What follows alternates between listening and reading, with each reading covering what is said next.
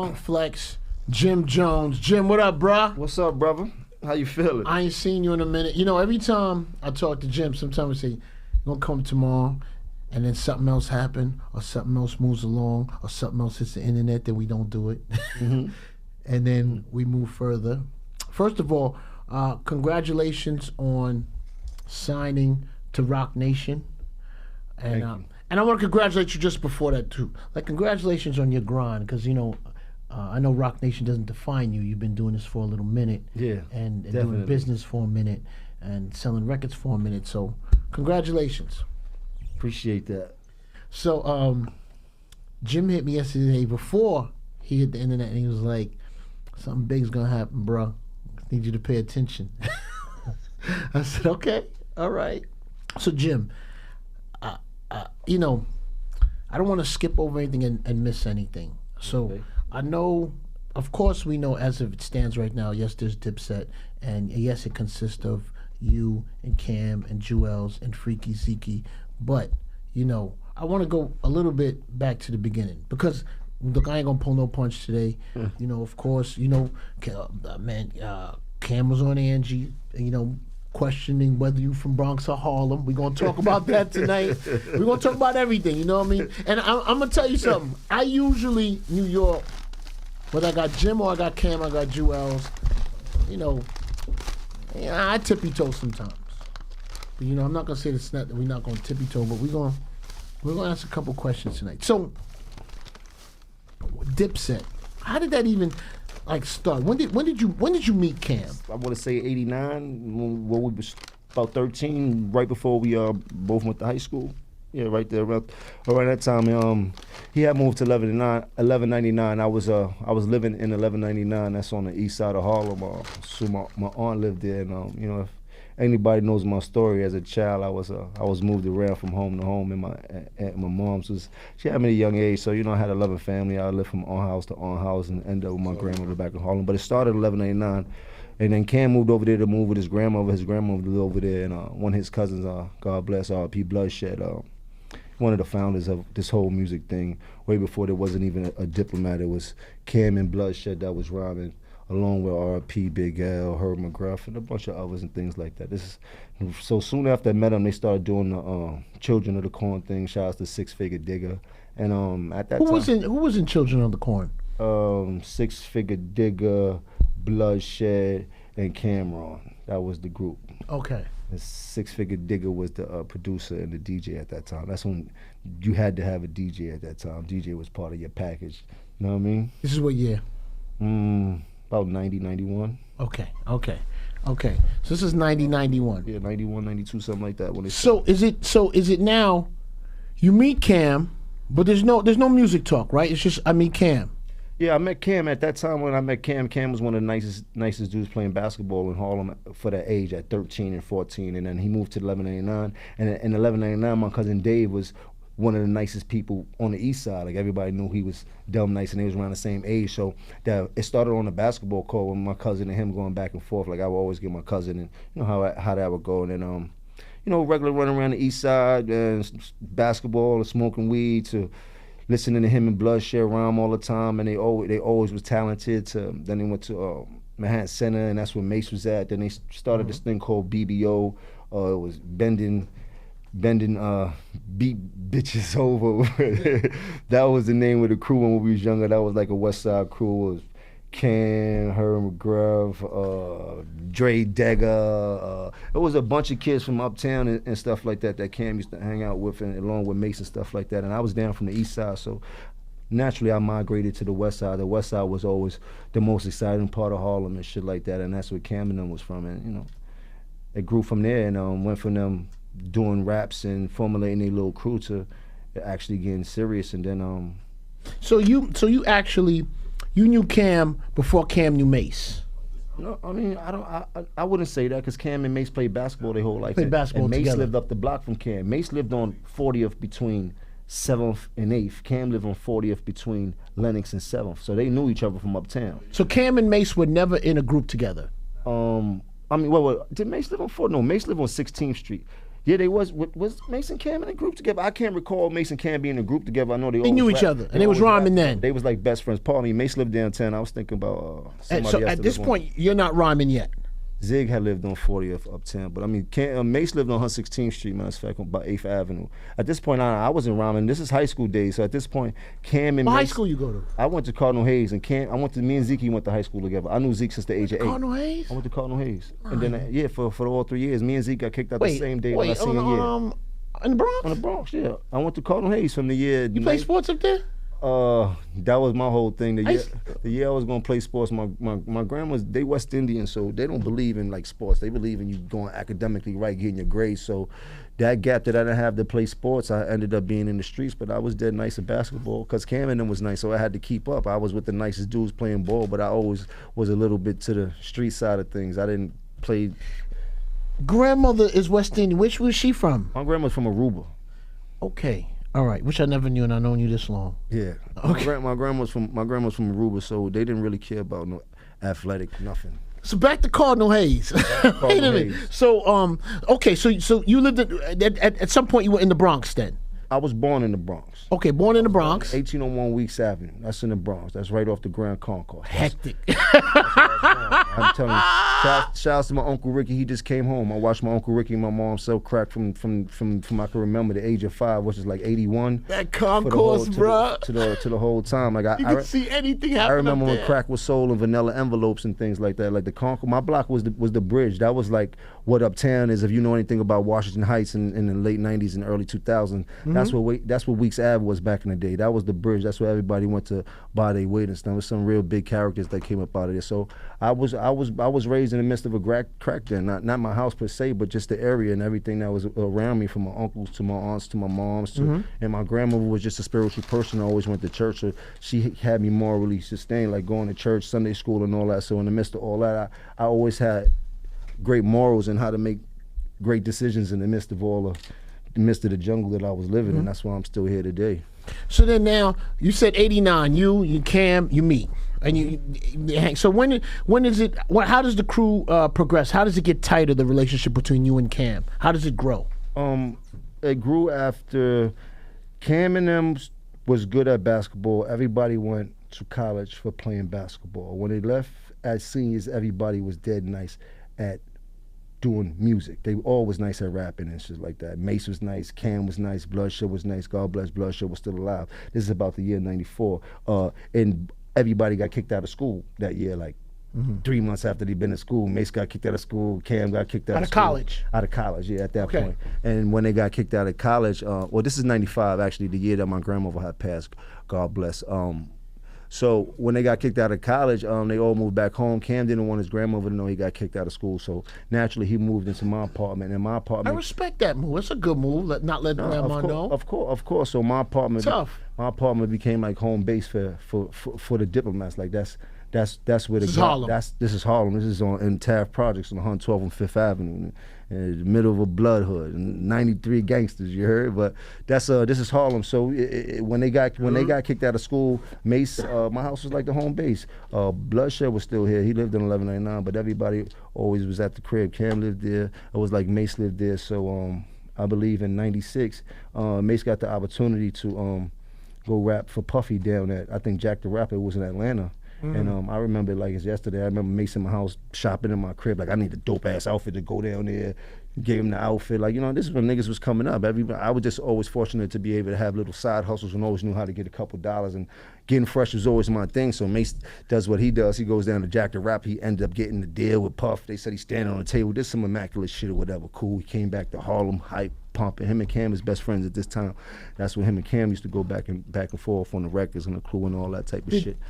With Mace getting signed before Cam and them being best friends, did that affect their relationship at all? Not at the beginning. In the beginning, it was still all love. When he came back, he told us the news and the project and all that, and he started to get his deal. And when he signed with Puffy and Bad Boy, and then he started to become friends with Biggie and all that type of shit. And then the whole revolution started. And at that time, Cam started to make a name for himself. That's when he was rapping with Clue or with Jada Kiss and all of them, and doing pretty good with the freestyles when Clue used to come out with all the tapes and stuff like that. And then It was like then we started up. This is like 95, 96s and stuff like that. We doing like independent shows in the middle of Harlem. The Lox is performing, Cam is performing. He's starting to get his name up. Then Mace get the deal. Lox had got the deal with Bad Boy at around that same time. So now the Bad Boy family is sizzling.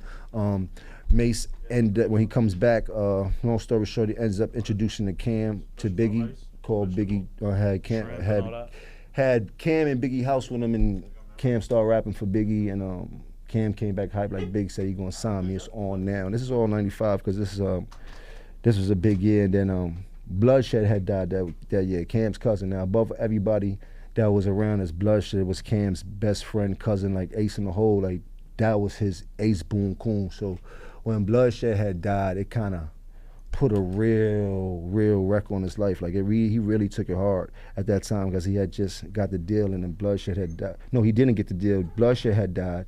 Then Biggie had died, and then he just felt like he was lost because. Remember, there was a hold up with Entertainment. Not even with Entertainment. We didn't meet on at that time.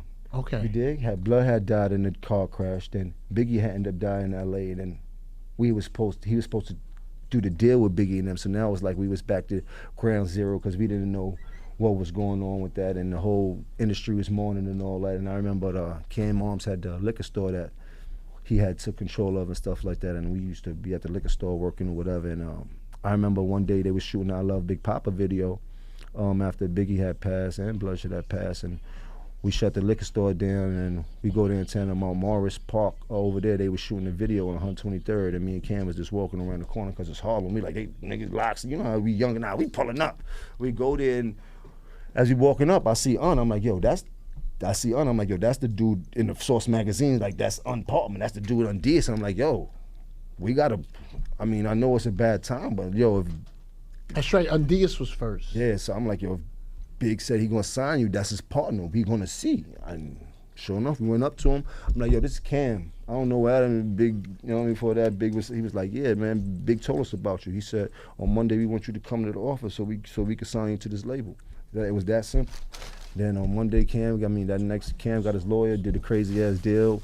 When Un had got that $64 million from Sony, and Cam had signed for a shitload of money. I remember going to buy the big 600 Benz. We had went out to Queens and to the joint. Cam's Benz game, bro. You know what I mean? And, that was 96. That was Mace got signed in 96 and Cam got signed in 97. So now you and Cam during this entertainment time, right? Like, what is you and Cam's relationship? The best of friends. Because I want to always get the position of what was going on. The best of friends. After Bloodshed had passed away, me and Cam became uncontrollably close. Like, you know, we were just brothers. You couldn't take us apart. He lived with me. We did everything together. You name it, we did it together, man. And where's Freaky Zeke in this equation? I knew Zeke since I was the age of 8. And I always been militant minded. So when Cam got his deal, I said we got to form an army around us because we can't be running around letting niggas roll over us at all. And you know what I mean? This is little bit before I really started banging blood and all that type of crazy shit. Like I always was affiliated because my projects was This is Braids Jimmy. This is Braids Jimmy. So Zeke came in the picture when Cam got the deal. I'm like, we're gonna start putting niggas around us that I know is gonna be. So Zeke that was your relationship. That was my relationship. I introduced him to Zeke. I said Zeke is one of the illest niggas I know. Cause at that time we fresh out. I've been to high school with Zeke. We fresh out of high school. Remember we 18, 19 in 96 and 97. You dig? So I'm dealing with the people that I went to school with, and I know Zeke was a warrior, a savage. It wasn't nothing that me and Zeke ain't doing school that we ain't come out with together. Like, and we broke bad, we got beat up, we beat people up. Like this with me. So I'm like, we need Zeke. He had a big dude uptown named Fat Sean that used to be like, we're gonna put Sean next to us. My man Black and Dawn from the Bronx. Like it was just pieces I was putting around us to keep that protection. But at the whole time before I got all the pieces together, I was everything. I was the hype man. I was the road manager. I was the manager. I was the security. I was the dude boy. I was everything. You name everything you can name. I was it for Cam. I would not let Cam put himself in no harm's way on my watch or on my clock. And that, as everybody could see, I don't think there's a time that you've seen in this industry that you can see Cam has reacted aggressively towards no one as far as putting their hands on somebody. I don't think you can find a clip of that. But you can find numerous clips of me activating for the diplomats, and that's a fact. I remember you used to come to the tunnel, and Jim used to say, he used to keep me abreast in different things. First of all, Jim was always 50 deep, so we'd always have, Mark Murray would come up and say, Jim is 50 deep outside. I'd say, tell him 30. But the 50 would always get in. 30, I don't know why I used to pick that number. I used to say 30. Facts. Mark would come back like, yo, you just give me 10 at a time. I'm like, all right, that's cool. We'll do 10 at a time. And he would always say, you know, Cam just signed. Or Cam, and you know, it was always Cam, your talk. You know, 100%. it was always Cam. It was always, Cam just signed, Cam's working on this, Cam's gonna do this, Killer's coming tonight. That's how he used to say it to me. Killer's, yo, you know, Killer's coming tonight. See, my mom's always told me that I was a soldier with the ability to be a leader. You heard? Mm-hmm. And she meant that. So when you put in a position in life and you're able to kind of change your life, you gotta play the rules. Cam was the person that got signed. He was the face card, and I understood that, and I made everybody around me understand that. Like, he's the prized possession. He cannot be touched at all. If he get touched, we go down, and that was the method. Even with Joel's, they all know I put my life on the line for this. I've been to trial for this. I've been on America's Most Wanted for this. I've been on gang files for this. I've been on everything you can name. So when people play with me, I get real emotional because I operate off emotions, as they know for all the times they've been with me. It's never been a time that I backed down from any situation in this world, except God. And I've been up against 20, 30 deep by myself where niggas left me by myself. You heard?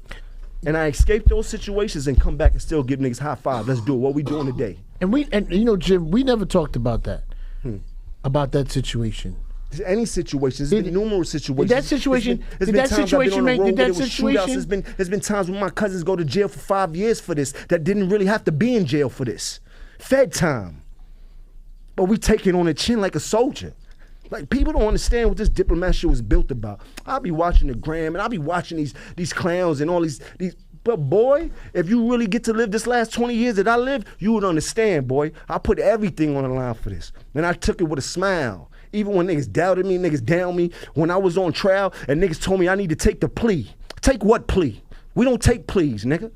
You heard? By the grace of God, the trial gets dismissed because they couldn't find enough evidence of a shootout that happened on uptown over CAMRON. You heard? I went to trial over shit like that. I went to court over shit like that. Every time you see me in the news, it was over diplomats. When I get sued and shit like that, it be over diplomats. When I'm kicking ass, when I come to the club 30 deep, it did what? It made the diplomats look good. You heard? When I'm banging blood, it was good for them, right? It was good when it was good for them. You heard? When it wasn't good for them, oh, nobody wanted to be a part of the Bloods. But when the Bloods became popping and it became the notoriety of the Bloods started becoming, oh, everybody wanted to turn blood. No, I didn't put that on camera because I was glamorizing. I put that on camera because this is what we was going through, and this is what we was affiliated with. And we had a chance to do something great in life, which we did. We broke a lot of barriers. Kids from the middle of the gutter. I don't care if it was from the Bronx or Harlem. We started from nothing. We had no OGs. You heard? We had nobody to tell us what we was doing was right or what we was doing was wrong. We didn't have a blueprint. We had us. We had that love, we had that energy, we had the talent, we had the style, we had the charisma, we had Harlem. And I refuse to let anybody play us for anything short.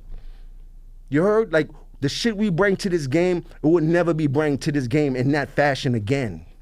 You heard? So when people get on this radio and try to discredit me in any fashion, I don't do that. I pick niggas up in the midst of whatever because I know what we went through. What we went through was a real thing. Joel's still my favorite rapper today. I told him that ever since I met him at age 16.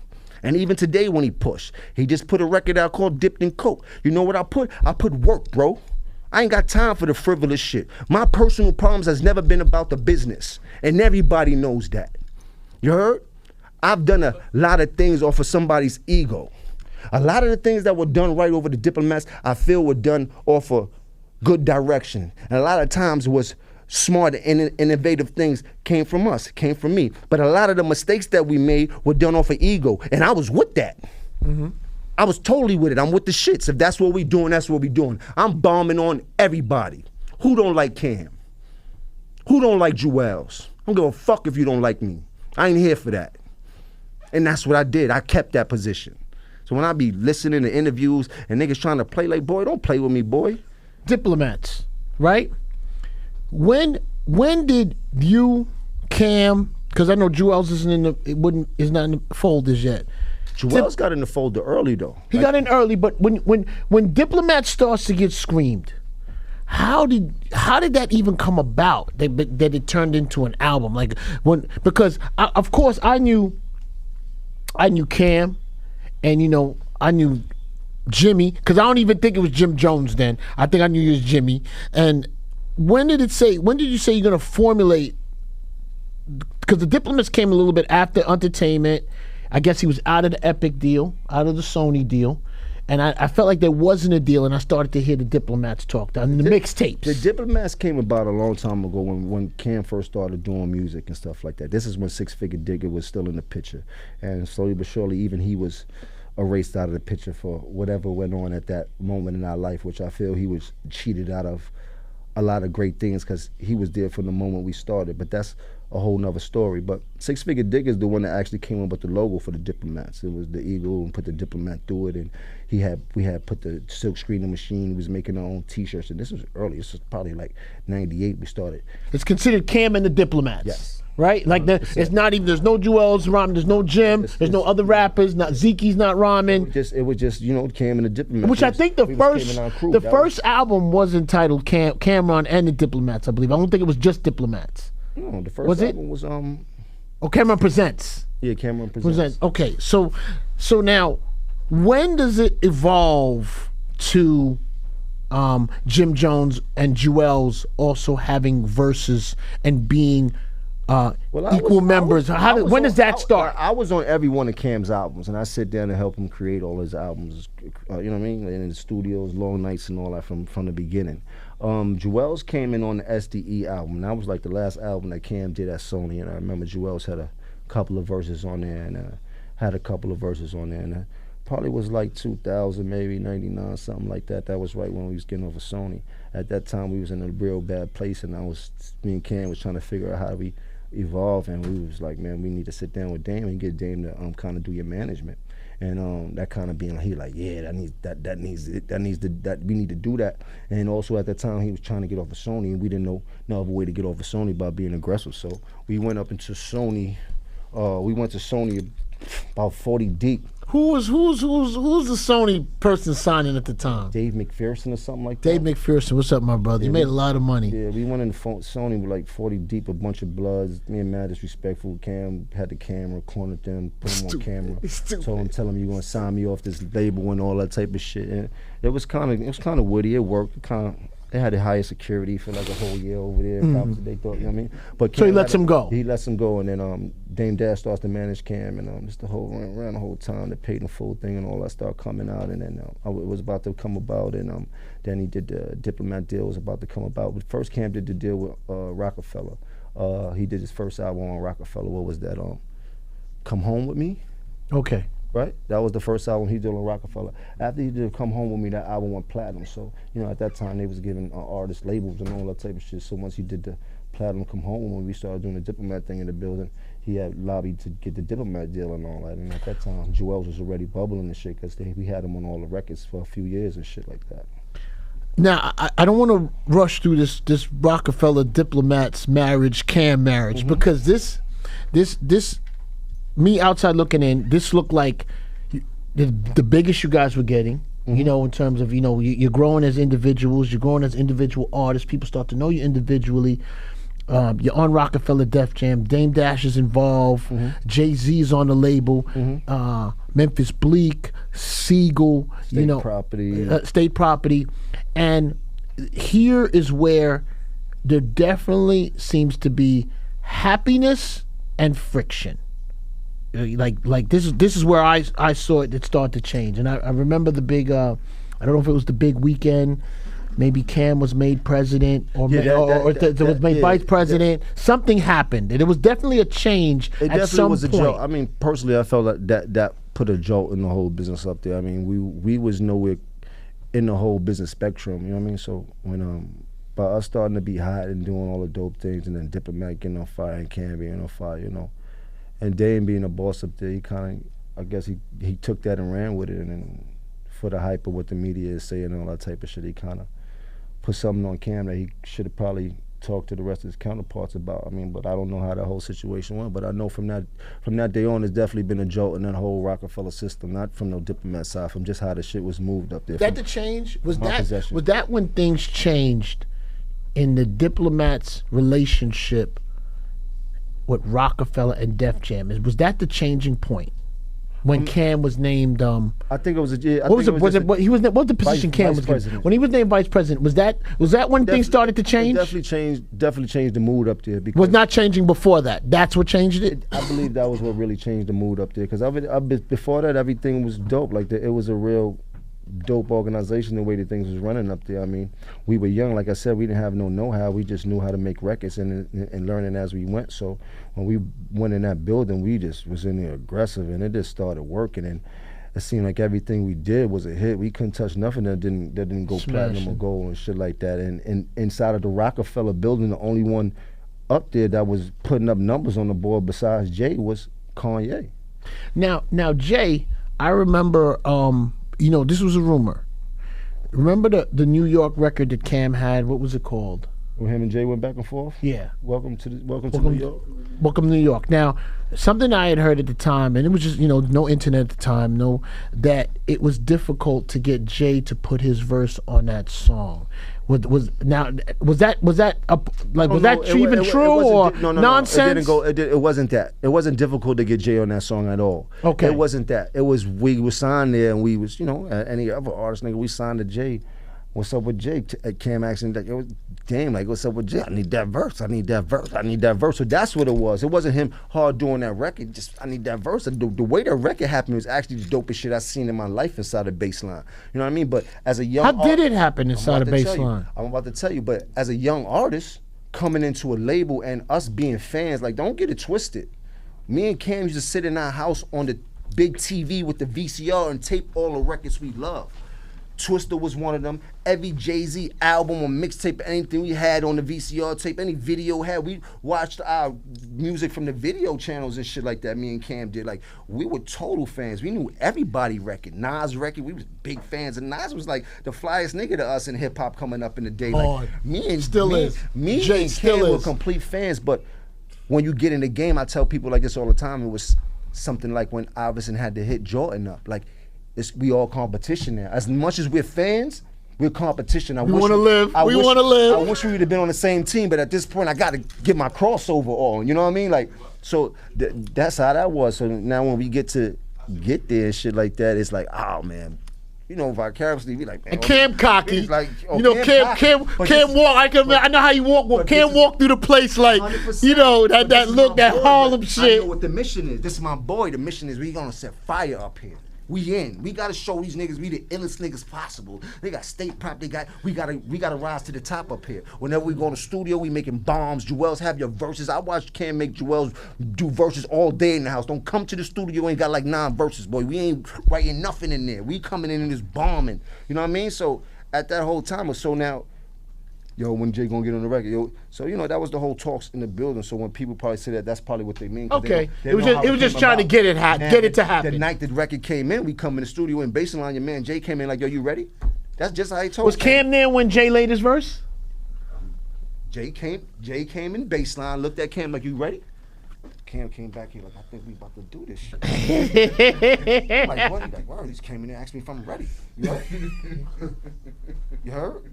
Clear out the studio. Just Bass, put the beat up. Was it just them two in there? In the studio, yeah. Them niggas wasn't allowed in that shit. And it was just them going, it was the illest shit I seen. Nigga. Cam goes in the booth in like 5 minutes flat. Cam come out, Jay go in the booth like 5 minutes flat. Cam go right back in the booth after that. Jay go right back in the booth after that. Cam go right back in the booth after that. Jay go right back in. Nigga was like, I thought they were swinging at each other. Like, it wasn't nobody gave no time to breathe. Niggas didn't have I need to get my ball. Niggas wrote a whole song back to back. Shit was done in like 15 minutes. I'm lying, I'm flying. Ask anybody who was in there that night that witnessed that history would be like, nah, that shit was the illest battle ever. The illest battle ever, nigga. Who we gonna make? We gonna have the best on this song. Nobody's getting spanked. We ain't allowing it. Yo, if they had Instagram and Camp, nigga, people would die to see that, man. It was like a revolving door, and the record came out so crazy. They put Jewels on the hook. I remember Cam like, yo, telling Jewels, yo, write the fucking hook. You heard? Like, yo, get this fucking hook. You better get on this fucking record. This record gonna be big. Gonna be something. Cam was a beast at music when it came to work ethic, and he knew what he needed to hear. He knew how he wanted to hear it. He knew what niggas needed to do. Like, we would be on tour, and I never take nothing away from niggas. We would be on tour, all of us, and Cam would be like, everybody write a 16 before the night is out, and we gonna battle each other at the end of the night. Now, he don't battle because he got the deal, but he making me, Jewels, J.R. Ryder, everybody battle. Every day you gotta write a new 16. This is how deliberate he was when it came to the shit. When Jewels wrote gangster music, and the gangster music. Hey, we was in Chicago when Cam had brought a house in Chicago. Cam was getting all type of money, all type of money. I will not lie. That nigga was I used to see Cam. That nigga was busting up. New York City. I forgot this, Jim. In between when he was signed, I'm gonna tell the story, Cam. In between Cam was signed, in between Rockefeller and Sony, I used to see Cam on the car show tour hustling. When I used to come through Carolinas, the weirdest states I'd come through, Cam wouldn't come to the car show. I'd be in the parking lot. He'd come to me, yo, Flex, what up? Because we was all no hat, no nothing. We was I said, what you doing out here? Embedded in the street, niggas. So you know, there was a gap between Sony and the Rockefeller deal. And he was getting that bread. And in that gap, we all had to get to that bread. You dig? Like, I just chose to stay in the city with it, but he was reporting to the same block I was on to do whatever he was doing. And, you know, we was out in Carolina just having fun and shit like that, man. Shouts to my man Tiny, bro, man. You were talking about Chicago. I don't want to take you away from you. said Cam bought a house in Chicago. Cam bought a house in Chicago in Wrigleyville. I remember big ass mansion because he loved Chicago so much. Chicago was one of our favorite Dipset towns. And I remember we going out to the club and he told Joel, yo, let me hear that verse you got to this record. Joel did a verse. We came look at each other like, Cam like, nigga, I didn't get you a deal for that bullshit verse. He said, man, you ain't going out tonight with us. You go in that basement you got down there, that basement with all of you, go down there and write some shit. We going out. We went out, came back, called the nigga. Come up, like, yo, tell me, let me hear that shit you got going on. Was Cam enjoying? He was enjoying having somebody to kind of. That was like to boss around, right? So the Cam enjoyed having, you know, to walk him through them steps. Definitely, little brother. We walked him directly through the steps as far as the records. And Joel's came back up and did the record that we all heard and love, and then that's how that went. So he was an ill doctor when it came to all that music stuff and things like that. You know what I mean? It just, everybody takes a turn. I mean, my fame. I don't know if my fame made people uncomfortable as the more famous I got and the more notoriety. You know, Jim,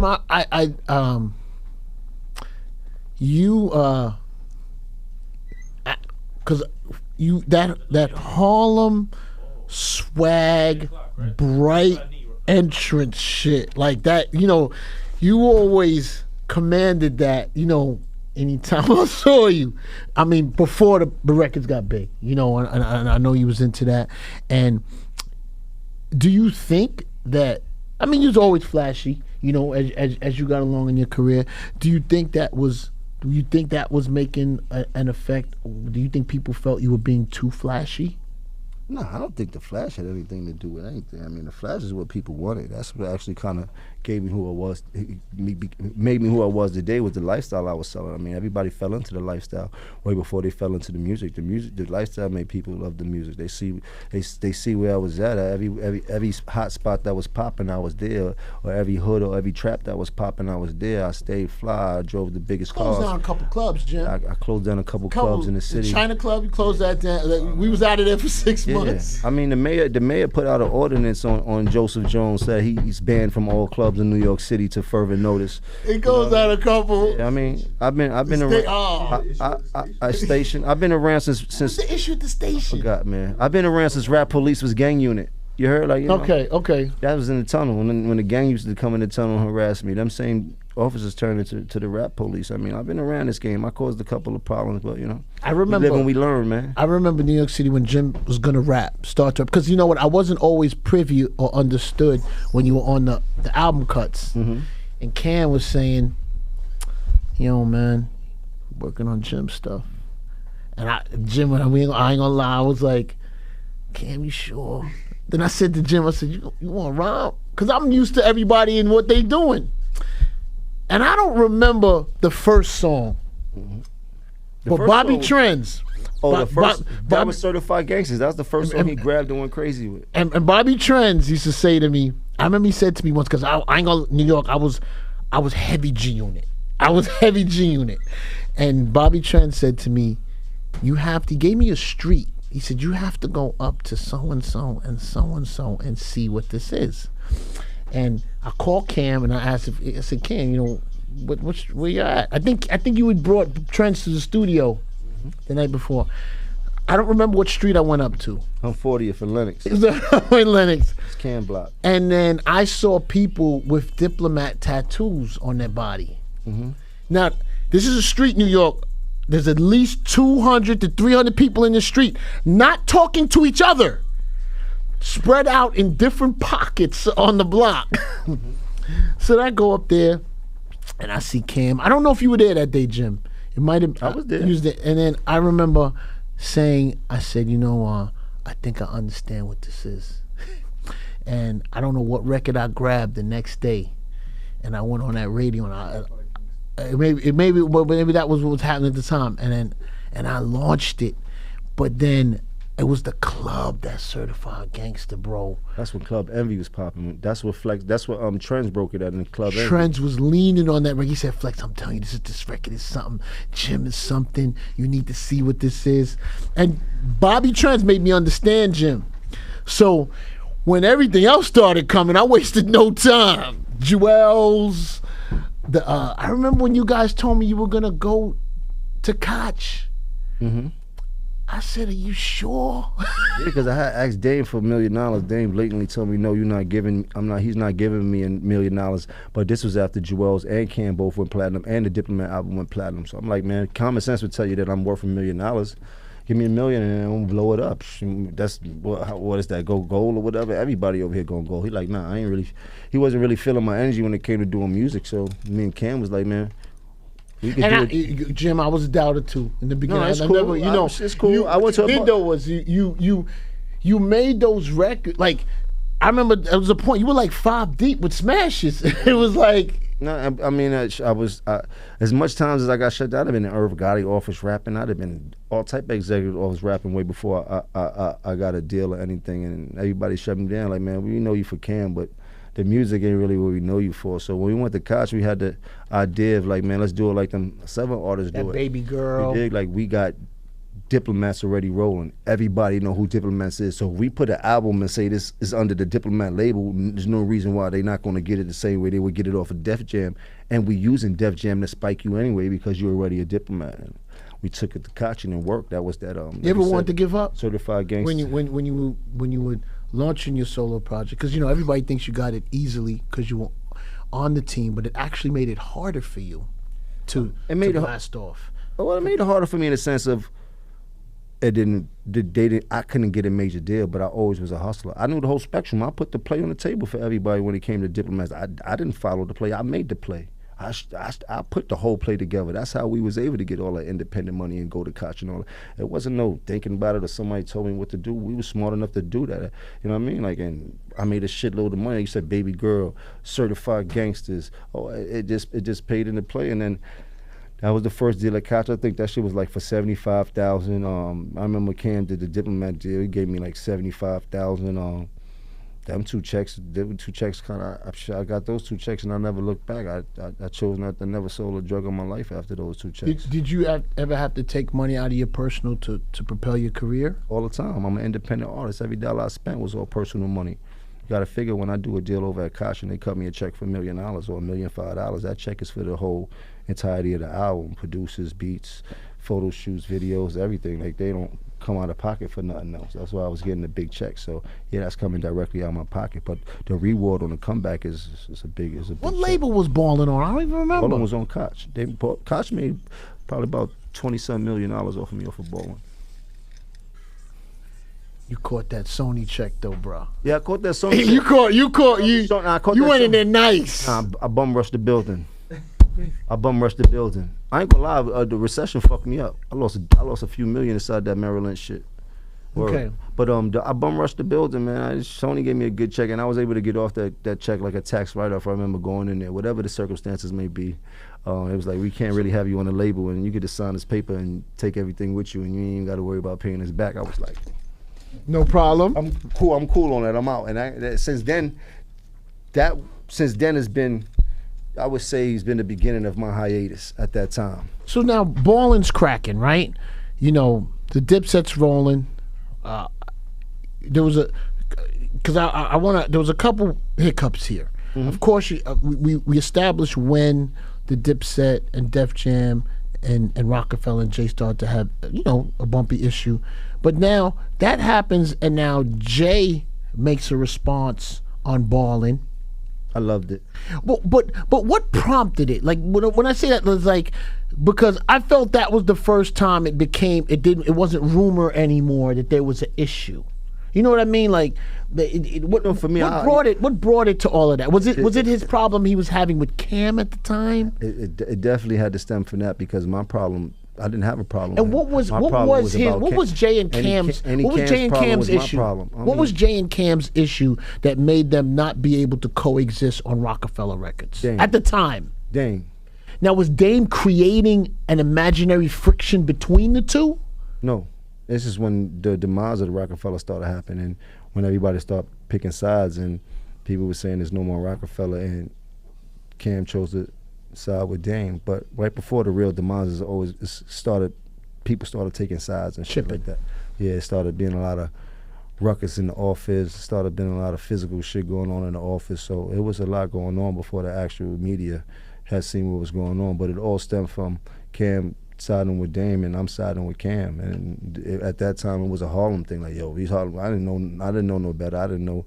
I guess Dame brought you in. Dame brought you guys in, so 100%. You went with the guy who brought you in. 100%. You know what I mean? Okay, so now, is that when he responded on that Ballin' record? Is that when you 100% realized that you guys have an issue with Jay? Did you know that before that song? I knew that before that song, but that's when I 100% realized that he considered me as a real rapper. Okay, all right. Literally. When he did that, I laughed and I smiled and I was happy. In no way, shape, or form. And niggas, I tell you, when he did that, I said, book the studio, we going right now, we remixing it. He just gave me the biggest verse of my life. He don't even know. And I went to the studio and I remixed it, and that's when I was like, remix with Jay on it. Like, as soon as he did, I was like, I got him. I'm like, it's either he really, that's a term of endearment and he really fucks with my music, or he just slipped up bad to do a diss record to Jim Jones or do whatever he did. Jim lived for those moments. Jim lived for that energy. I was like, it's on from here. I'm popping. I'm lit. When Jay mentioned you lit, because he ain't mentioned nobody that ain't lit, and you can see that through the time, like, bruh, you know what I mean, through hip-hop history. Once the Giants started playing that song for the touchdown, bro. Shout out to Strahan. I just give that credit to Strahan, man. I remember niggas calling me like, Strahan keep throwing up the ball or something after he sack everybody. I'm like, what? That was clean. It was, man, ballin' was a great time in life, man. So now that happens, right? Now, because I'm clearing up everything that I can remember of things that I heard. Now, I remember people thinking it was weird that there was a Ballin' remix, and I felt like Cam wasn't on it, correct? Right.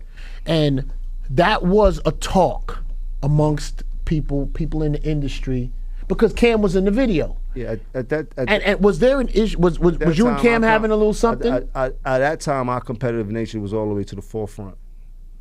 It was who gonna be more popping, and I was a bit more popping at that time, and I don't think niggas took kindly to that as opposed to embrace. So you felt like Cam didn't want to be on the remix at the time? No, I didn't say he didn't want to be on it. I'm just saying at that time it wasn't like. I might have called you and asked. I think I called and asked. I wasn't opting to call him to do a remix and all that. You know what I mean? It was just like, yo, let's do the ball and come get in the video. This is Dipset. We gonna blow it up. We still on the same page. This is when I had signed the kid Max B, actually, and that's the whole nother thing. Like, you know, I signed Max B to out of me knowing how he talked. That he had a different type of lingo just in Harlem, the way he talked. I used to be like, boy, if you could rap the way you could talk, you gonna win. Then he went to jail. I remember you brought him up. One day. He went to jail and he came back rapping. And you know, he from Cam Block, and everybody knew he rapped. Cam knew he rapped all that. Do you remember when you brought him to the car show? Yeah. When he first got out of jail. I told him to put them glasses on and all Yo, we at the car show, nigga Max B. What was it? No, it was Pin the Tail. Mm-hmm. Max B turns around,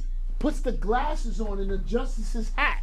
and then comes back to the stage. I'm like, yo, this guy is really... Everything they seen from Max B is what I told him. When I met him, I told him, don't ever take your glasses off. I don't care where you at. If you were caught, keep them black glasses on. That's why everybody never seen it without his glasses on. Like, I had a premeditated murder of what I wanted to see or what I wanted to hear. He was an absolutely talented kid, but that's here nor there. So after I get ready, when I signed him, it was just funny because the things that I would do, I wouldn't be credited for doing, because once I did that, it just felt like Cam wanted him to be his artist when he should have just took the chance on seeing how hot he was. Then him and Cam made him do the diss song with Jay-Z. Then, you know, it just rolls different. Like, you understand what I'm saying? Like, so was Ballin' the beginning of some differences with you and Cam? Was that the beginning? We're at the remix now. Is that the beginning where you feel? I think my first $1 million check when I changed my lawyers was the real beginning. This is prior to that. After? It's the prior before the Ballin' check. Before, me and Cam always had the same lawyer, and I kind of found out some shit that, you know, the game is to be sold, not told, and you got to learn as you go. So I found out some shit that I wasn't comfortable with. And I don't even know if he knows to this day, but I'm not that type of person. I just like, all right, cool, let me find out the best thing I need to do. And I started studying the game. At that time, 50 Cent was popping. I said, I want to get 50 Cent lawyer, which happened to be Theo Sotomayor. So after I did that deal with Koch and got that $1 million check, which Cam got a shitload of money off of too. Me and Jim argued about this. I know Jim don't want to bring it up. Me and Jim argued about this a couple times on the phone. I felt the ways.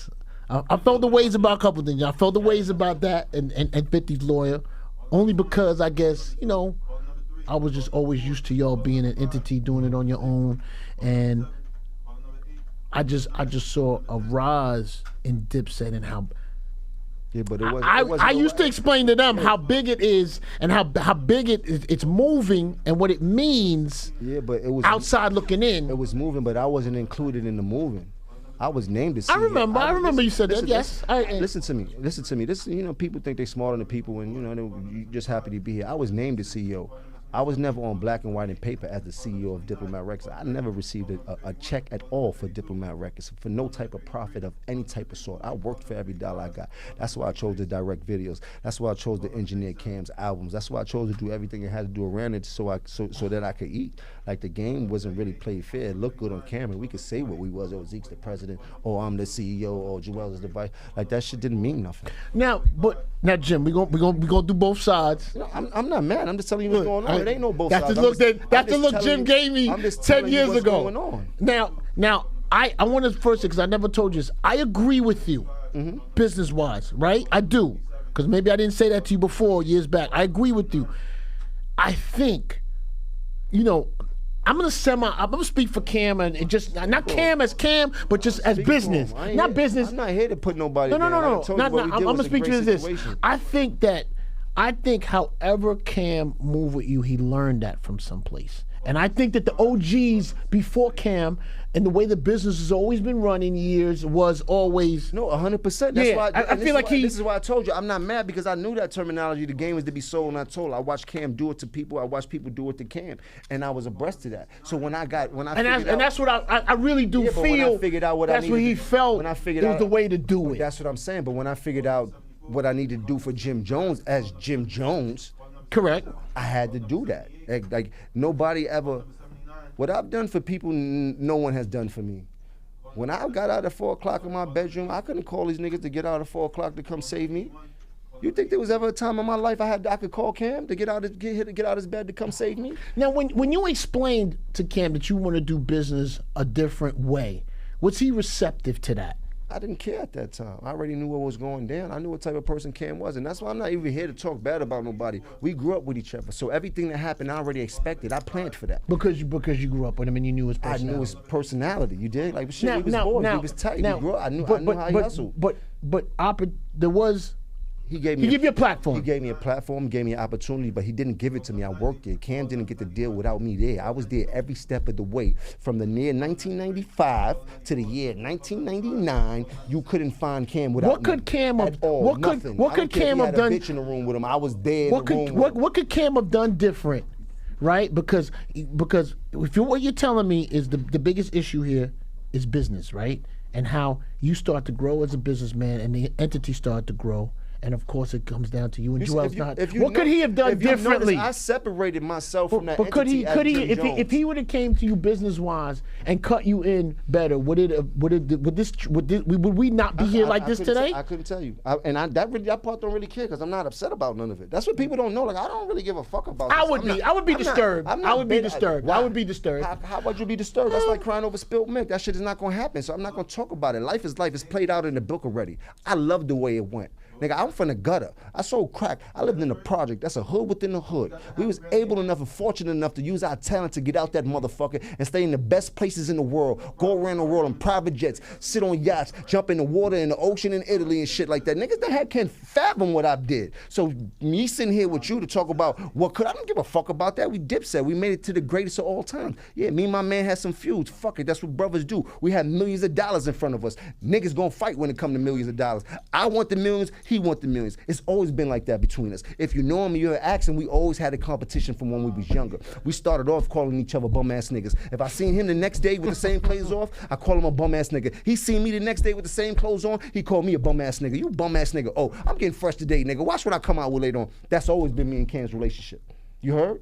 But we always been there for each other in the beginning. And there's always been a time that I know was gonna separate. Cam's first thing he told me when he got the deal and we was able to get money, nigga, I'm gonna show you how to get the water. You gotta get your own fish. I'm cool, nigga. I don't need a fishing rod or nothing. I'm grabbing them shits by my hand, nigga. You heard? Show me where the water at. I'm cool with that. You gonna take me to the water with you? Cool. I'm gonna turn into a fisherman, nigga. Thank you for taking me to the water. You heard? I was gonna follow you to the water anyway, nigga. I was right here anyway, nigga. You heard? Where you was gonna go? Whether you liked it or not, nigga, I was gonna be right there, nigga. I was gonna jump in the water by myself. But neither he did it. He set the path, and I loved it, nigga. He broke shit down. He made Diplomats. He made Cam. Everything he did went platinum, nigga. We was popping. I'm not mad at any of it. Now you spoke of the lawyer. Do you think did Cam feel a certain way with you getting involved with 50's lawyer? You feel? I don't think he felt the weight. I don't think 50 lawyer had anything to do with anything because I was. Or was it just because it was another different lawyer? Just for the best lawyer that could shoot Jim Jones, and that kind of cut his knowledge out of what I was doing with the Koch deals and shit like that. Gotcha. You know what I'm saying? Like it just went. So before that, the deals were going through Koch through Cam. Yeah, they were Before going that, through the same his lawyer. lawyer. His lawyer was making him abreast of everything I had going on, and it wasn't his lawyer wasn't really doing his job the way he's supposed to in my favor, because him and Cam was already breaking millions of dollars for the past 6-7 years already. You know what I mean? So it was cool, but once again, I'm not mad. I ain't even come here to talk about all that. You talking when we talk about history? No. But we talk about it. But while we talk about it, I don't want nobody send nobody up here thinking I'm bitter. You know what? No. We gotta get to the history, I drove foreign cars every year for the last 20 years. Boy, I'm not bitter. I got a house in Miami, got a house in Jersey. My mom's got a house. My baby mom's got a house. My Uncle Ricky just came home. I'm about to get him a job construction. Like, I'm feeling good. Like, I don't really care. Wait, but people care, Jim. That's why we addressed it, because we got to bring it full circle to Rock Nation. We bring it full circle. Let's bring it full circle. So now the lawyers change, some things change, right? And now, let me tell you one of the things that out of everything that hurt me to this day, I'm gonna be honest with you, because of my loyalty and how hard I went for everybody else. Cam never came to one of my shows and popped up and jumped on the stage as a surprise. I remember you said that to me. You said that to me. That should have made me cry to this day, my nigga. You said that to me early in the game, my nigga. I remember. All I ever wanted was to come at a show and watch Jay come out of bleak shows. I'm like, I remember you told me that. Well, shows and that was one of the things that just even today it'd fuck with me. Like, come on, man. But nothing else bothered me. You heard? When I had to scrap or I had to do whatever it took, I was with it. I knew what we was up against, nigga. This is not a regular lifestyle, nigga. We ain't got no job. We ain't got no time to wake up. We wake up and do what we want. That's gonna come with a consequence. You gotta be built for this shit, or you're not built for this shit. I'm all the way built for this shit. And in the times when I didn't have nothing, nigga, I remember as being my nigga that I know my last $1,500 to my pocket, nigga. I may have had $500,000 in jewelry in my house and college and farms and all that, but I remember this, nigga. This is. What's to be 17? Probably like 6 years ago, 7 years ago. Better nigga my ass better. Nah, you're not getting that. I took my $1,500 back, nigga. Niggas don't know what I've been through. I couldn't, and I never complained once. Mm-hmm. You heard? I got up off my ass and got to it. I got a family, nigga. I never let my son felt nothing that I went through. I never let my lady felt nothing I went through. My mom's never felt nothing I went through. Yeah, we're not buying Chanel bags for a couple months. But boy, when it's back popping, it's Chanel every day if you want. You heard? I'm a hustler, and that's how the game go. So it's ups and downs. So when I go from balling at the top of the map and kicking everybody's ass and doing everything that people didn't want me to do, it was working at that time. But when it stops working, the same people you told to kiss your ass and they kissed it because you was popping, now they got a chance to be like, oh, nah, nigga, you told me to kiss your ass. I don't even want you to kiss my ass. Fuck you. Let's see how you outlast this one. You heard? But I persevered, nigga. I was born in the jungle. Now, me outside looking in, it always seems like those things were a little like small. I seen you guys have a couple hiccups like most groups have, you know. But of recent, I have felt that it's gone the farthest. Like maybe. Like lately, like maybe the last month and a half. Yeah, maybe. Right? And you know, of course. Listen, man, I never was friends of any of my friends' enemies for nothing. Even with the whole 50 Cent shit, like that whole shit with Cam and the Mr. doing that shit, I was already in cahoots with 50 Cent trying to figure out how we could do some type of diplomat G-Unit tour. That's why I was really trying to get together. Cam went crazy on the radio, like, what, Kacha? Like, nigga, that nigga was... When Angie used to be at Hot 97, I remember. At that point, I felt like, that was like he was talking about Alan Grunblatt. So what? He be robbing the shit out of us, nigga. He still owe me millions of dollars. Like, why you care what he say? It's all a come up. Let him say what he gonna say. We getting a check. You just fucked up the whole lick. Cause at that time we was the two most powerful movements, but 50 Cent and them was on a whole nother level. These niggas is touring out the ass all around the world. They ain't get 150, 200, 300,000 a show. we want some of that, nigga. We had diplomats. We doing something wrong. We the hottest niggas out, and we can't get on one tour.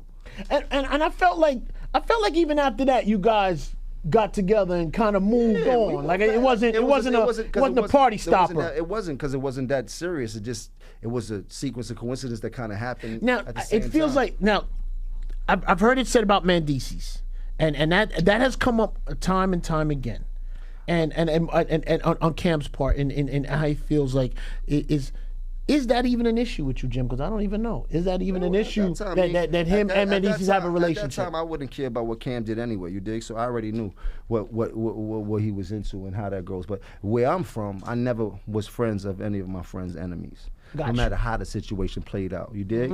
And especially with a person that you've been breaking bad with, a person that put his life on the line. You feel he was disloyal? I mean, at that point, I already felt he was disloyal. We already been past that. Before that? Then you felt that before that? Yeah, 100%. Gotcha. You got to watch the way things roll. See, that whole situation it had nothing to do with no Cam situation. That was some level hip-hop shit that spilled over to some street shit, and I ended up having to beat a nigga up. If you don't believe me, you can ask the whole Saint Nick Project. But that's neither here nor there. I had to get that out. My bad. I mean, it didn't work in my favor. Them niggas, it was a setup. But I made it out of the street shit. It spilled over into some real street shit. So when it spilled over into some real street shit, it was about to go further into some street shit. And I got real live street niggas on my phone for. Hold up, I'm not trying to get you hectic, Jim. No, I don't want to take you into a bad place. I'm just saying, like this shit. I'm just telling you, it just spilled over into some real live shit. So with that being. But which is simmered now though? Just it's at a medium now. I'm just you going through it. I'm going through it. You dig? Okay, yeah, that's all. It's not. I don't want to skip over that. It's right now. I mean, it's cool. I mean, I don't really care about it. It's cool. Okay. I mean, you know what I mean? I'm still me. You heard? I don't think nobody want to do that. Be cool. But that's just what happened. Some real life streets just spilled over, and I felt like there was a very strong disregard for who I was in his life, no matter if we were getting along or pressing. And I would just sit, and he felt like whatever happened on the gram, I don't care. Sometimes I lash out emotionally and shit like that. I think the snitch word was concerning Cam. I'm just speaking for it. That's what I heard. The word snitch.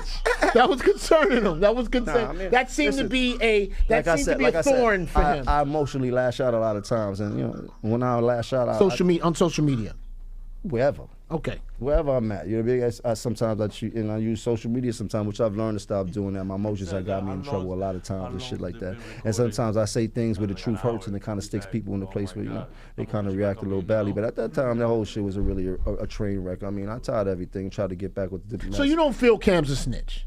Yeah, that you don't I feel got nothing that. to do with that. I don't know what he is. No, but I know he's an Aquarius. You heard? I gave him the alley-oop. And I gave it to him, right? And he wanted to say to me, "No, I'm not taking it. I'm not taking it." Nah, I don't know what he is. I know he's an Aquarius. You heard? I know he's a water sign. You heard? Okay. So, wait. So, in moving forward, and look, like I said before, I know we. And there's a lot more. There's a lot more to these stories. There's just so much stuff to get into. But basically, this, we going through a little bit of it, man. And like I said, nothing. Now, is it easy to say that it's nothing that can't be fixed one day? Correct? Because I've heard him say that recently. It's nothing, It ain't that listen deep. to me. I'm not thinking about that right now. Honestly, I'm thinking about strictly Jim Jones right now. I'm at a Jim Jones point in my life. I ain't worried about mending no old relationships with nobody. Not to say it like that. I'm at a Jim Jones point in my life. The past 2 years, I tried to do a lot of other things that probably would have went through where we wanted to, but it didn't go that way. And I can't waste no more time. You feel like you've put that effort and that time into that already. I've been putting that effort in, and it's not rewarding as we would like it to be. And nobody's willing to be militant and stay disciplined to make it happen until we get the kudos from it. You know what I mean? And that's just that. So, Jim, because, of course, today is one of the most surprising days amongst everybody, internet-wise. Like, how did this become full circle, and then Jim Jones signs with Jay-Z's management, which is Roc Nation, meeting with OG Juan? I didn't even understand. I thought when you put this on the gram 2 weeks ago, you was joking, or I thought you just went up there cold, because you didn't really tell me what you was doing. I thought you went up there cold, just turned the video camera on, doing some and bullshit. niggas was saying no, because niggas was saying, yo, Jim's getting thrown out. So I'm thinking Jim went up there riffing on some fuck that I'm going up there, and they escorting him out, and he's videotaping it and just letting people think what it is. Was like, how did that come about? That, like, I'm very confused on that. Like, how does it go from this record to, nothing's happening, to fuck everybody? Like, yo, you even had, my brother, you had a court case. Didn't you, at one time, was with Tata? I was, brother. Shout out to Vaughn. I sat down and spoke to him too. But there was a court case. There was money exchange. There was lawyers. Yeah, it was lawyers and stuff like that. I felt like you rushed him at some point. Like, didn't that happen? Nah, that's cool. It's behind us now. I got to sit down and talk to everybody. I spoke to Tata, spoke to Juan, spoke to Beehive, spoke to Vaughn, even the kid True Life. Like, I haven't got to speak to him yet, but we mutual. You and True Life are good? Yeah, we. That's good, money. I mean, and it ain't nothing, man. These are all things that were old wounds, man. Nobody died over it. I did like that. I'm gonna tell you something. The Roc Nation thing. You know why I loved it? I love seeing two parts like that. Say, you know what? Let's do business. I love Fat Joe being with Roc Nation. Dope. I like seeing it.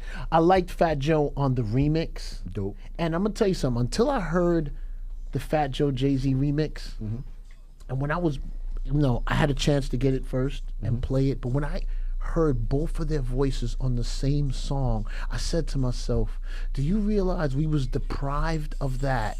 For so long. Of these two guys early on, when they were, thank God they both rocking at the same time still, that it still mattered, and it had to, or else somebody would have took a loss if one guy was hotter than the other, right? If it wasn't equal. But I thought that was amazing. I know a lot of people, because some people are young and they've gotten older, they don't really understand what that record meant, the both of them being on that song. It's pivotal. It's real big for hip hop. It's real big for business. Real big for black people. Period. You know what I mean? And the picture. I remember the picture they took on the gram. And but Jim, how did that happen? Like, because you from Harlem, so I know there's a point where you go, niggas. Somebody trying to job me. Is this some bullshit here? Is this some bullshit happening at the end of all of this? Did you take it serious from the gate? Well, from the gate, it started as a mutual conversation with my dude, that we have the same mutual people, that we always been like that in the midst of the feud and everything. You mind if I ask who this is? Huh? You mind if I ask who this is? Because when there's a mutual person between two of you, I'm trying to know who the fuck it is. It's my man V.I., my man Vic, man. He's a good dude, man. You seen him. So he's in between you and Jay.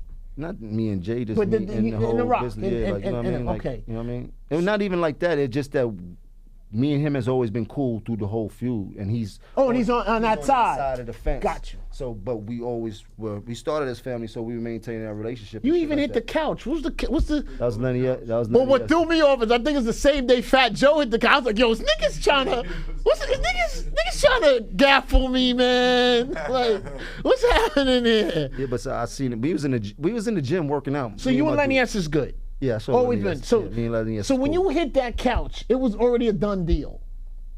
Pretty much. Okay, so prior to that, your man Vic, he says to you, or you say to him, yo, we should do business? Nah, we just in the gym working out, talking about the industry, because we both been in the industry since before the deal's done. Yeah, I knew him since 20 years, through the whole shit in this game. And then when we got to Rockefeller, he was there, so we always was cool. So we in the gym working out, we live in the same neighborhood working out, we talking about 300, we talking about Atlantic artists, we talk about Rock Nation. I'm like, man, right now, I ain't gonna lie, your boys got that shit on fire over there. What the fuck? You know, we just keep it on it. We just keep it in 100 and shit. Like he like word, you know, you trying to say something? Like say something like what? He like, oh, all right, watch this. He like, I'm gonna make a call. I'm like, all right, whatever that means. And he called me back that night, like, yo, man, OG Juan want to talk to you.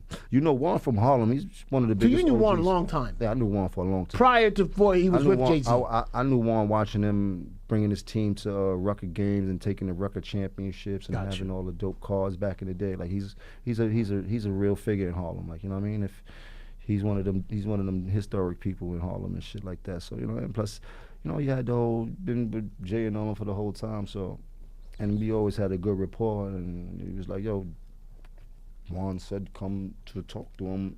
I'm like, huh? So, I'm like, what you mean come talk to him? So that come talk to is when I saw you on the gram. Facts. Okay, so that's the day. That was it. Okay, so you guys sit down. I mean, I'm assuming he speaks to Jay-Z before this. Yeah. And then it's all good. Yeah. How can you do business? I guess it was. I don't know I don't know what the fuck just happened. I can't explain. Like I'm telling you how it happened. But what made you feel? No, but what made you feel okay when this crosses your table to say, I'm okay with it? You know what I mean? Like, look, I'm sure you get a lot of things across your table and what to do business. Like, what made you feel? Because look, you know what happens there. Is niggas trying to take me and bury me? Am I gonna get what I feel I'm gonna get out of this deal? And even if everything was all good, you still question a deal. 100%. A deal. So like even if y'all were good, what made you say I want to sign this Roc Nation deal and be okay with it, and I feel comfortable sleeping at night that this is gonna work out for me? You had all of those things had to mill through your mind before you did it. You don't just sign nothing. I mean, when I got this, when he said, yo, come to speak to OG, I sat and thought about that shit for like 48 hours. Like, where are we going with this? What's the whole angle? Like, but I know OG's a grown man and he got that pay, he got that bag, you know what I mean? And he running a real business over there. And I start taking everything in consideration about how much of a platform they do have over there. How many people's lives I seen them change over there in this past couple of years. And I see niggas like Fat Joe over there. I see niggas like Lox go over there. And I don't know what their situation is over there, but it's just like, you know, it was intriguing. Like, man. Is yours career management? Does it spread into your television? Does it spread into your artists? I'm asking a lot of questions, nigga. I'm asking a lot of questions, nigga. I ain't just, you know, I know you doing a couple things. I want to know how you doing it. Yeah, they coming on as full management for Jim Jones, the artist and the brand. So. Okay. It's a bag chasing and we bag hunting. I mean, it's way better than this actually signing a record deal where they pay you some money and then you go back and create an album. Hopefully you come back and you can make some money. I'm actually with a group of people that's standing with me and behind me to make me some money, make money with me and things like that. So that's a great situation when I got ideas for past years that I always try to get across and they didn't actually flourish the way I wanted to, but I didn't have the right people around me. So with this type of platform, it's like any idea I bring to the table, I know they're capable of pushing that shit to the moon or where it's supposed to be or maximizing whatever it is I'm trying to do. And they dope. And not to mention, you know, I sat back and think about everything, the whole history of us going back and forth, and I took everything into consideration of what happened and where we at with what happened. And, you know, I think when over 15 years that happened, right? Yeah, but I think at this point, with all the money that they got over there, I don't think anything that they could do would be to spite anybody. They already made all the money. So when I spoke to Tata, he was like, dog, we got the paper already. Now we trying to give back to the culture. Nigga, you heard? trying to get back. It's a stick up, nigga. We robbed it, nigga. Let's get back now. Let's put people in power, especially people that deserve it, people that we think can really still bust a move out here. And you know, it was just like that. And every conversation I had with everybody in there was just warming. I mean, it wasn't no contemplation. I walked in there, I sat down, talked to Juan. We chopped it up, looked him in his eyes, and the energy was great. I didn't feel no type of way. I came back the next day, the energy was the same. I came back the next day, the energy was the same. I spoke to people, I played a record. They sent Jay the record. Jay was like, that's a good record. Tell him tweak this. Like, it just was a great feeling. I mean, I haven't gotten to speak to Jay myself yet, but from the texts and the back and forth that he doing with Juan is a great situation. And I mean, I've been in this game for a long time, and everybody knows that. I've been an independent artist, probably one of the best at being an independent artist, and I've accomplished some great things. But keep in mind that I've done that as an independent artist, meaning that's basically me and what I had to work with. I never had a team of people behind me to push me to my full potential, I believe, like especially on that level. And I've watched Cam get that opportunity. I watched Joel's get that opportunity. I watched everybody around me get that type of opportunity to really show what you got or where you really could take it and things like that. And I think that it's time for me to get that opportunity. I'm not getting no younger. You heard? And I'm not getting no stupider. So you dig? Every move got to be smart, and this didn't feel like a stupid move. Is there any place in your decision making where you said to yourself, because there's a couple things that come into play now, Harlem as a whole, there's Dame Dash, just Cam, just how you've moved over the years, and to now, and then your fans, people, Well, as a whole, Harlem loves it. Harlem loves me. I'm outside in Harlem. Well, when I say I'm really with the Harlem, people. I touch the people. I'm really out there. When I say Harlem, because now in going into the Roc Nation fold, right? It's kind of like it. Did you at any point think or wonder, should you do that because of your affiliation with the Dame, your past affiliation with Cam? Did you care how it looked to be back in the Jay-Z camp? I don't care about none of that. That don't really care. I'm care about good minutes, man. I know that in my past I've been loyal to a flaw, and that's been one of my problems, my loyalty. You know what I mean? And that's always make me run into a brick wall, kind of shoot myself in the foot. And at this point, I'm loyal to what at this point? You know what I mean? I'm loyal to me at this point, and that's what I believe in. I believe in what I could do. I believe in what I could bring to the table as Jim Jones, Jim Jones. I'm vamping out here. I'm Dipset for life. That's in my blood. That's in my soul. But right now it's Jim Jones, boy. I gotta go for mine. I'm almost at the end of this rope. You heard? And I ain't trying to hang myself. Listen to me. Music is a young game. I ain't saying like that. You dig? You're supposed to graduate from music. Music is like high school. You heard? I'm ready to go to college and become a professional. I'm ready to get into movies and everything else that I could get into. I'm ready to run a music label instead of actually having to do records to sustain a music label. I'm ready to get to that next action. And for me to get to that next action, I got to get busy. And for me to get busy, I need a platform and a team of people that know what it takes to get busy. And they got busy. They get busy with the best of them. And at this point in 2017, when it comes to the spectrums of labels, no disrespect to any label out there, because I would love to do business with y'all. But right now, or businesses, and I mean say labels, businesses, management, all that, Roc Nation got it. They at the top of the game. They at the top of the food chain, and they work for that. It didn't happen overnight.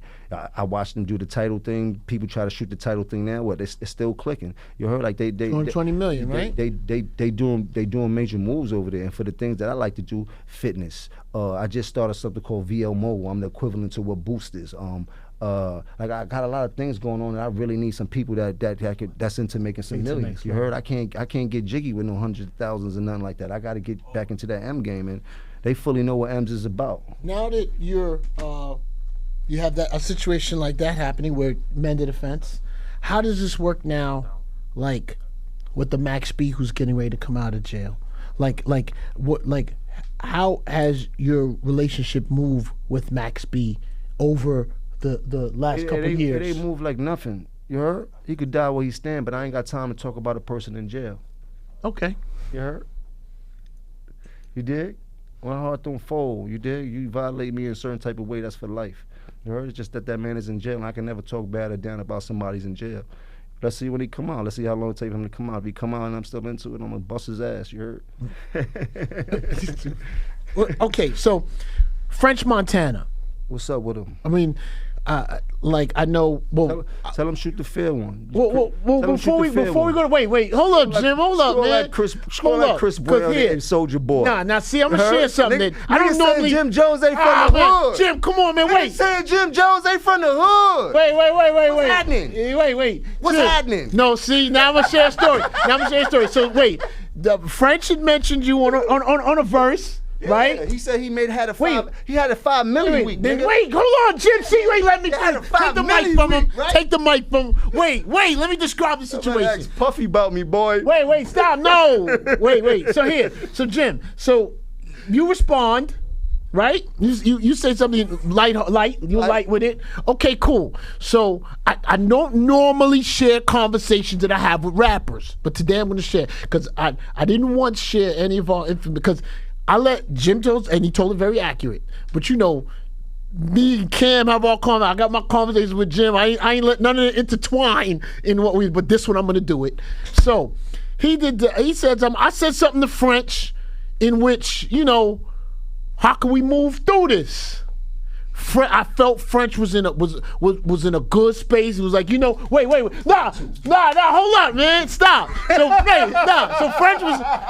French was kind of saying it. Hold up, man, hold up. French was kind of saying it was never really you and him having issues, right? Is that correct? It wasn't really you. Wait, time out. Don't do that, Jim. Right. You were trying to not let this moment roll. Yeah, cool.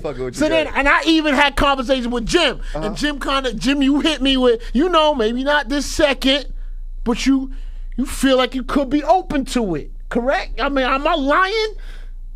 I wasn't lying. We had that convo. Yeah, we had that conversation slightly, but that's what I'm saying. In the back of my, it was just look at him. You talk figuratively, man.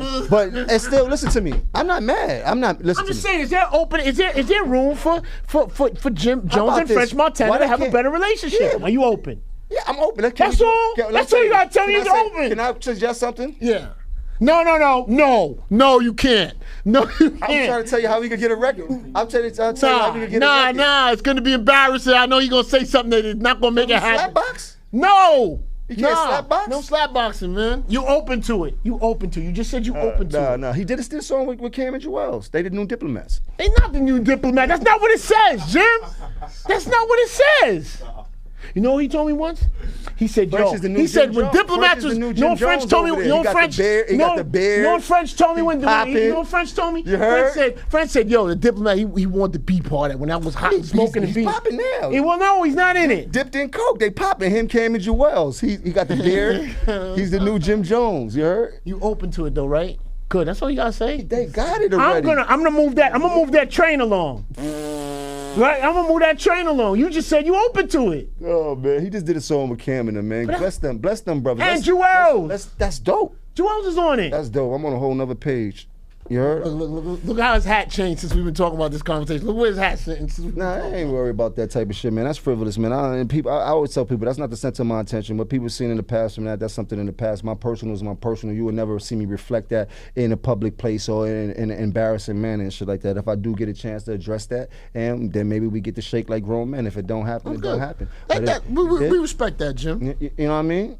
But anytime a nigga want to shake, please tell me. I fly in for it. You heard? Anywhere. You heard? Nobody want to shake though, Jim. Nobody want to shake. Nobody said. You want Diddy to be the referee? You heard? We can shake. I put one hand behind my back, tied behind my back, and get on one lean. You heard? We can shake. But nah, that's not here nor there. But shouts to Roc Nation. Nah, I'm just playing. Congratulations, I'm just playing with y'all out there. This is all having fun with Flex. None of this is serious, please. I don't want to say I was surprised. I just liked your growth on this deal and this situation. That's a dope. I like the way you looked at it. I like the way you did it, and you did it classy. I like it. Anybody that hating on this situation I'm doing, this is a pure hater. They probably just want to be in my position and shit like that. I'm not saying I'm in the greatest position. I didn't sign over there and walk out of there with $1 billion check. I signed over there and walked out of there with my integrity, with a chance to really go hard and make some fucking money. If you go hard, you're gonna make money. I'm gonna make a lot of fucking money, and I feel like I'm in the right places. There's not a lot of people that's in the position that I'm in right now. Now I saw you online. What's the young lady from Love and Hip Hop? What's her name? No. That's Cardi B. I seen on the plane the producer, the executive producer. She's an ill one. Huh? No, the other young lady. Who's another executive producer? No, the owner of the show. What's her name? Mona Scott. Now, Jim. What happened? Jim, man, you went hard, bro. That was my last. That was my last. I didn't feel good. I didn't feel good. That was my last emotional rant. That didn't feel good, But man. she needed to get that. It didn't matter.